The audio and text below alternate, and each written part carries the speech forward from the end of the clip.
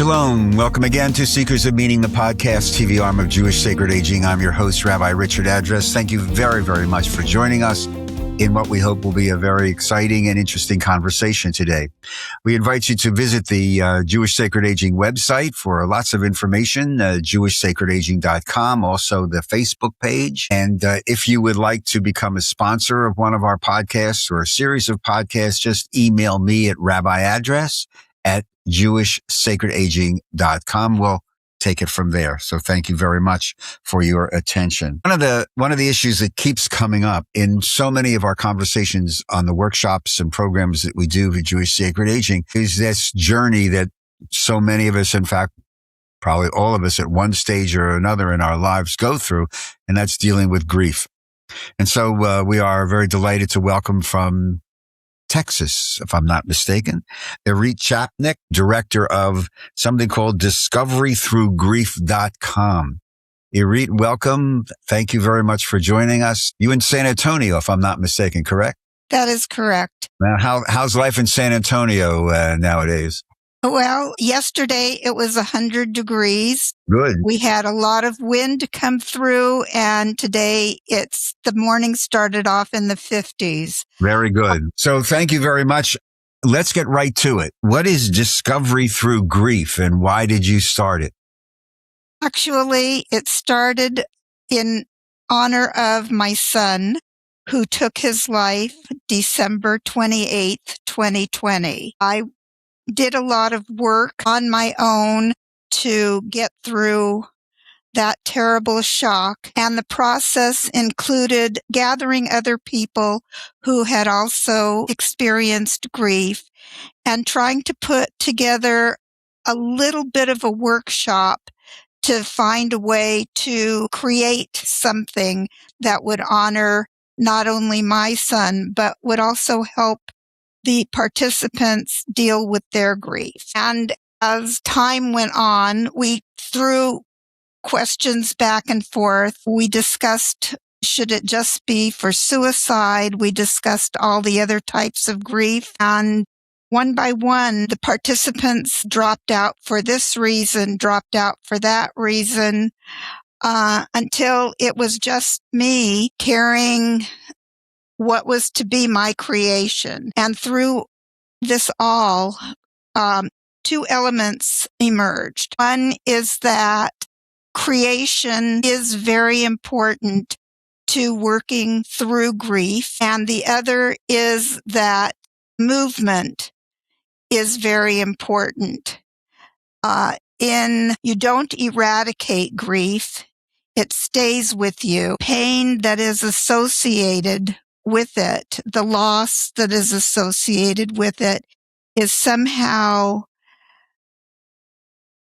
the word that comes to me is emoliated. I'm not sure if that's a real word, but it's smoothed out, given time, given the process that you're able to put yourself into some kind of creation. So I made a website. The website is Discovery Through Grief. I have an icon, which, as you probably noted, is a Havdalah candle, which separates the first encounters with grief from the learning how to process the grief. What are you going to discover as the survivor of the grief, no matter whether it's grief from losing somebody through love, losing a relationship, either through divorce or the death, losing a job that somebody might have loved through no fault of their own, losing a beloved pet. There are so many types of grief, and there's such a prevalence of grief. And as you stated, as we grow older, grief does seem to have a cumulative effect. So you mentioned two things that I want to ask you about a little bit, if you unpack them a little bit. One is this idea of creation, and the other is movement. So what do you mean? When you say creation, what are you talking about? Whether it's writing, whether it's dancing, whether it's painting, bringing something from inside of you to the outside in one of the art forms. And on the website, I have other creators who can help with physical expression, dance, art, writing, something that helps you express what's in your heart in a creative way. Do you find people sometimes do journaling? Often. Yeah. And that's actually what got me started. What do you mean? What do you mean by that? I worked with Dr. Edith Egger on one of her workshops. We did a lot of journaling, very directed by what she wanted us to find, but definitely journaling has always helped me with expression of feeling. And what about this movement thing? Is it tied up with the creation, or just help me out here? It can be physical movement, but it's also knowing that grief is not static. What do you mean? It doesn't stay at, or it doesn't have to stay at the same painful stuckness. You know, when you're stuck in a rut. Oh, yeah. And you just don't think that the pain is ever going to go away. Does time heal? Not on its own. What do you mean? It takes doing something with the time that we are given. And healing grief, I don't look at as a brokenness. Some people do, but I don't. I look at it as a function of humanness that we all seem to experience, sometimes sooner, sometimes later, sometimes in differing amounts, but it's a part of the human experience. In the the workshops that you were involved with and the workshops that you do through discovery, through grief, what are some of the real major differences? For example, all clergy have had these conversations. The difference between the grief that comes with a sudden death out of the blue, it's a sudden, nobody expected it. And then the grief that comes, you know what's coming, and it can take years. In the workshops that you've done, in the conversations you've had, what's been some of the conversation around that? I must use my own experience to answer that question. As my mother was dying, she died from COPD. We knew the end was coming. I don't think really knowing what death was about prepared me for what it was going to be like without her, without that need of wanting to pick up the phone and call her and share something with her. The same with my father. We knew that his death was coming. It did not prepare me for the fact that he wouldn't be there to get instruction from him like I always did. In the case of my son, there was almost an animalistic scream that I emitted because it was so unexpected. And even with doing all of the work, there came a time when I froze. My feelings, I just did all of what I'm saying works.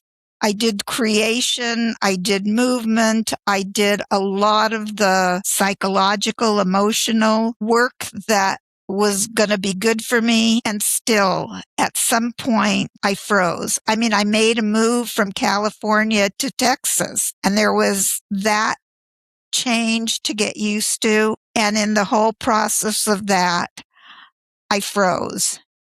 And slowly, very, very slowly, I began to thaw.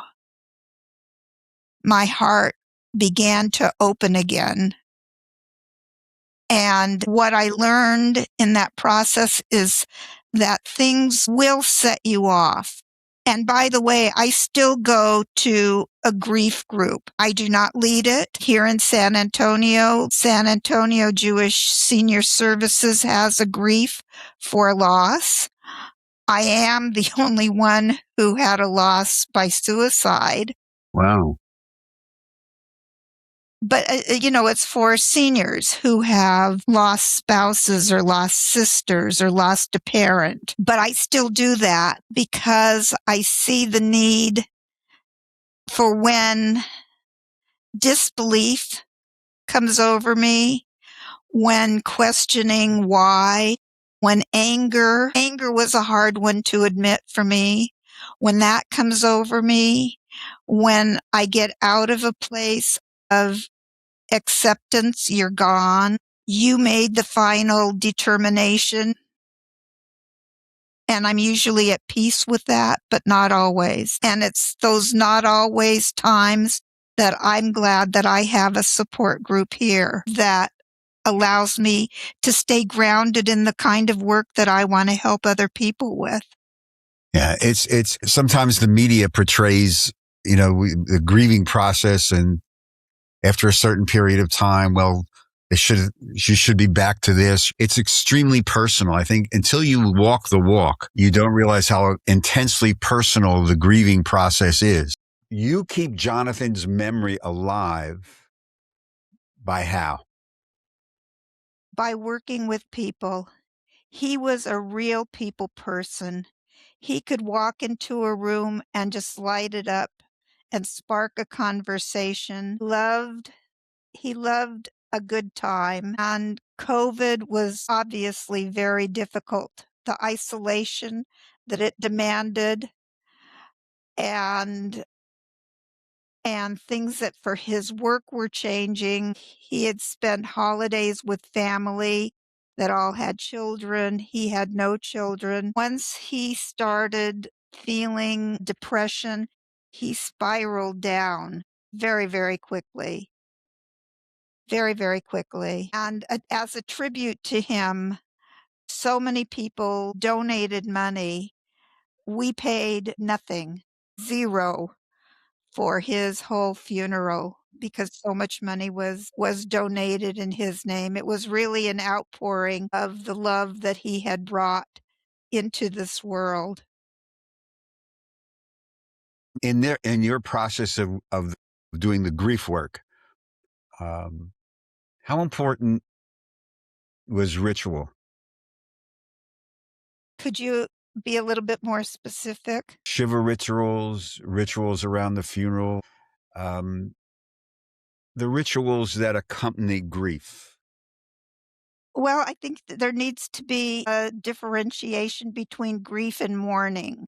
Okay, talk to me about that. I think in Judaism, we have specific time elements that are included for the mourning. Again, remember this was during COVID. Yeah, that's different. Very And different.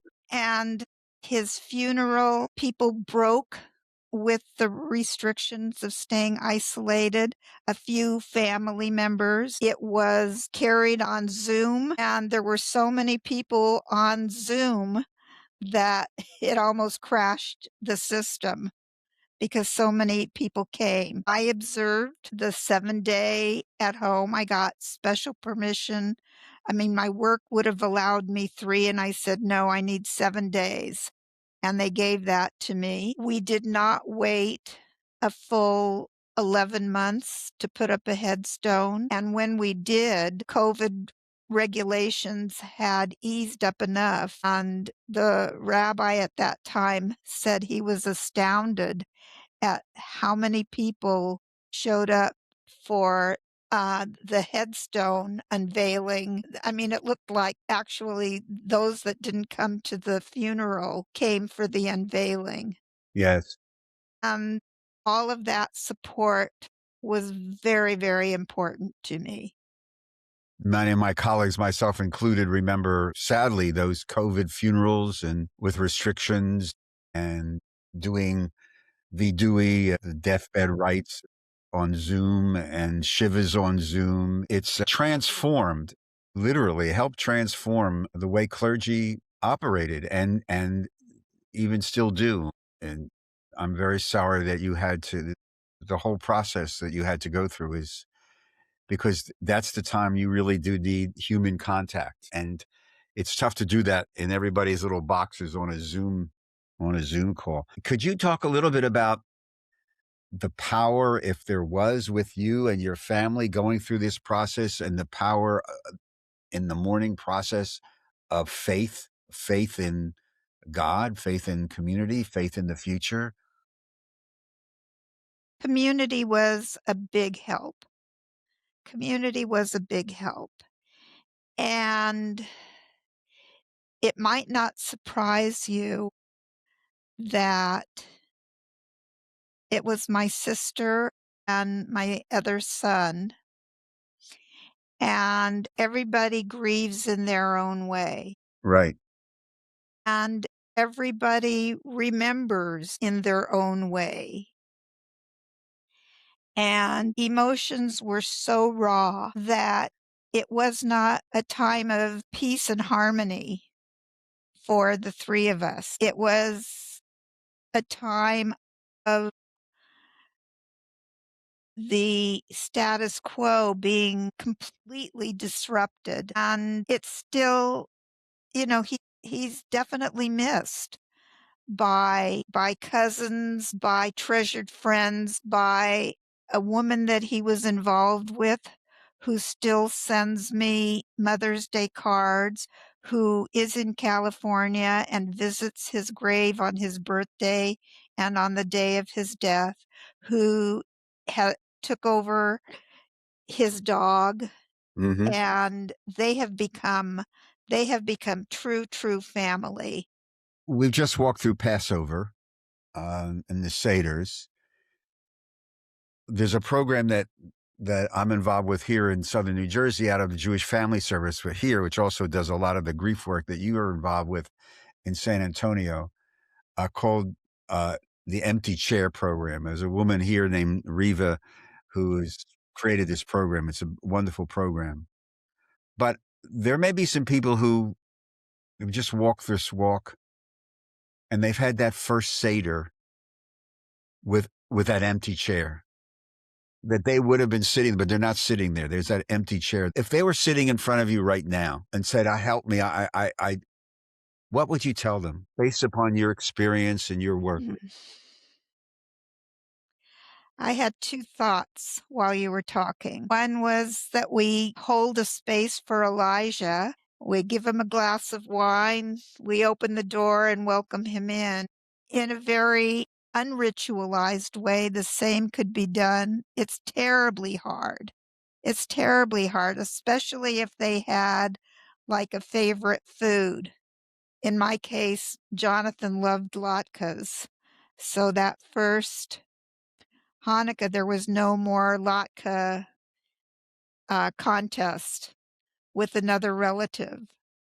But going back to Passover, so one is um, Elijah, and the other is Gestalt therapy that uses the empty chair a lot, and putting yourself in that empty chair. And what would you say? What would you say to yourself, speaking as yourself, but to the emptiness that's there? What would you tell that emptiness? How would you love that emptiness? I mean, love is so important, to love yourself through the whole grieving process, but also to share that love. The love never goes away that you had for the person that's deceased or the beloved pet that was deceased. But in terms of a person, how would you how would you make that person welcome? Because who knows, maybe that person is somewhere up above being being a part of the celebration anyway. We don't know. No, we don't. And what do you say to Jonathan now? The time that I got mad at him was really very good for me to get that out. I mean, I see a butterfly go by and I'll say, "Hey, buddy." You're fluttering by. I see your beauty. I see what you gave the world. Look what I've done in honor of you. Thank you. I thank him. I thank him a lot because what I've done wasn't me. Whatever strength I've gotten has come a lot from him. So I thank him. Do you know people, Irit, in your work who go through a loss, go through a death, perhaps go through Shiva, go through the unveiling, but they never mourn. They never, they just put it back inside, put it back inside. Do you know situations like that? Well, yeah, but it comes out one way or another. You can't really put a lid on things. It never works. I mean, it might for a time being and then come out in a disruption in some other way. I mean, I understand life goes on. I mean, there's a lot of different behaviors choices that could be made. But I think anytime you try to trap a feeling one way or another, it either comes out as a physical ailment or emotionally down the road. Irit, the power of love. How powerful is it in the grieving process? Immensely powerful. Again, I think it starts with the kindness and the gentleness with which you treat yourself. A lot of times, guilt will fill up. I should have done this. I could have done this if I had only done this, if I hadn't done that. We would rather feel guilty than feel helpless. If we were helpless to do anything, that doesn't sit well. So instead, we fill it up with the emotion of guilt. And I think love begins to conquer guilt. If I had spent more time with Jonathan rather than with my husband who was failing from Parkinson's, well, maybe I would have prevented the date from being 12/28/2020, but maybe it would have happened somewhere down the road. Irit Chapnick, founder of discoverythroughgrief.com. Thank you for sharing your journey and for honoring Jonathan. And I just wish you just peace and long life and lots of good health. Rabbi Address, thank you so much for this opportunity. It has meant very much more than I've been able to put into words. You did quite well. So